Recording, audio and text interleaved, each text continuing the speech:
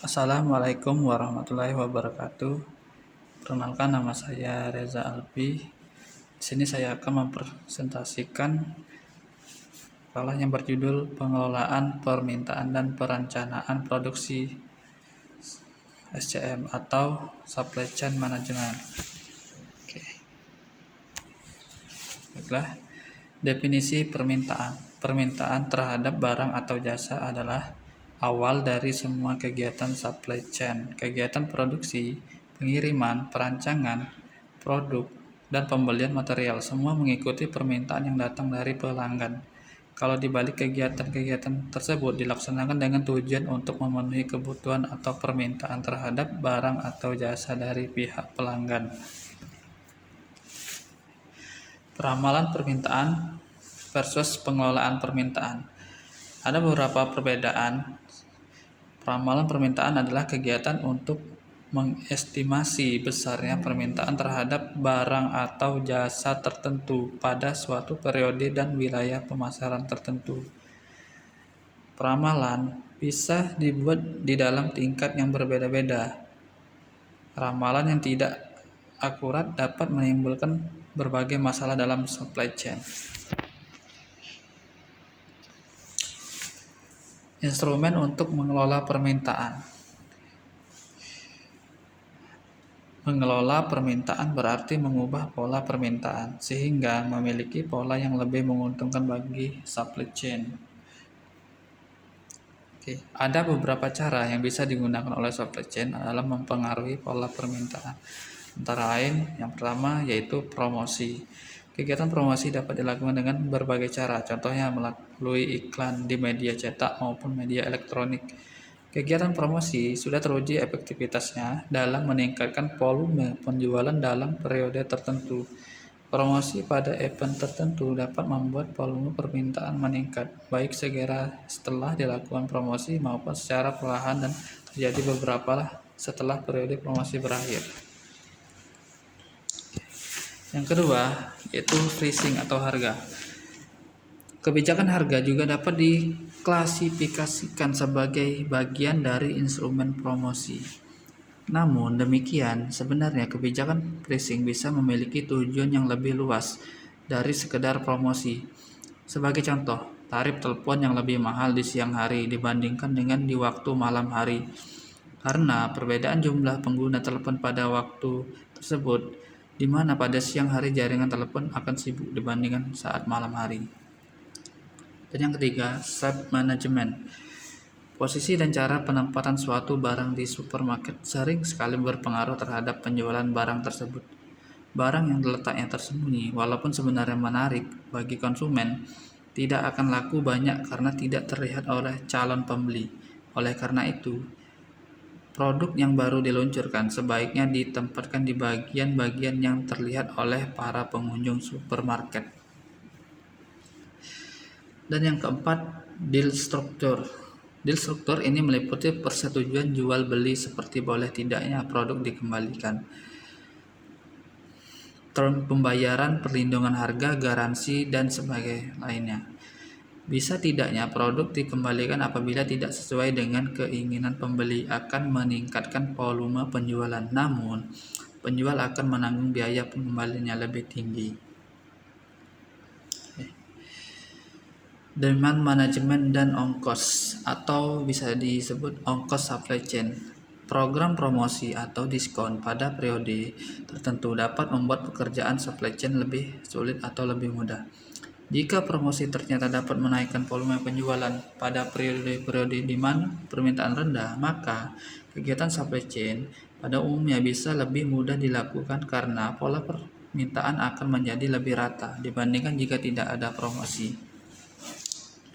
Keputusan dasar yang dibuat pada tingkatan perencanaan agregat atau SOP, di antaranya apa yang akan diproduksi, sebanyak dan kapan, jumlah pekerja yang diperlukan ditambah atau dikurangi, banyaknya jam lembur yang akan digunakan, banyaknya produk yang akan diperoleh melalui subkontrak.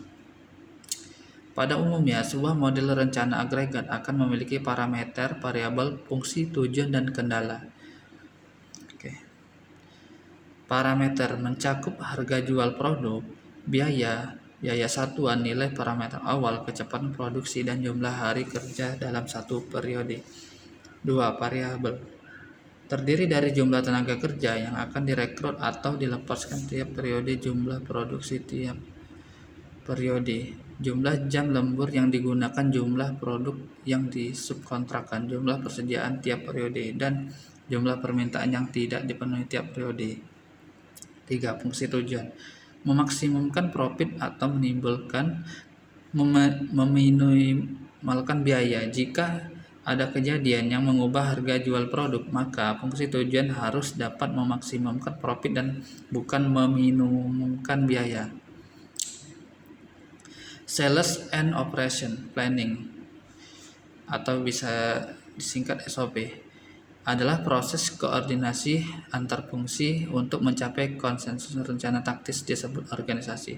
Di industri manufaktur, sales mewakili mereka yang melaksanakan fungsi pemasaran dan penjualan, sedangkan operation mewakili mereka yang menjalankan fungsi produksi. Berikut merupakan fungsi dari S dan OV. Menciptakan link antara business planning dengan tactical plans. Cukup detail untuk menjadi dasar rencana lebih operasional, namun cukup panjang untuk dijadikan dasar membuat keputusan tentang sumber daya. Bersifat cross-functional, menjadi jembatan antara customer, value, dan supply chain efficiency. Tercipta continuous improvements melalui planning review secara berkala. Secara umum, terdapat 5 langkah yang harus dilakukan dalam menjalankan proses SOP. Langkah pertama yaitu mengumpulkan data atau permintaan atau forecast.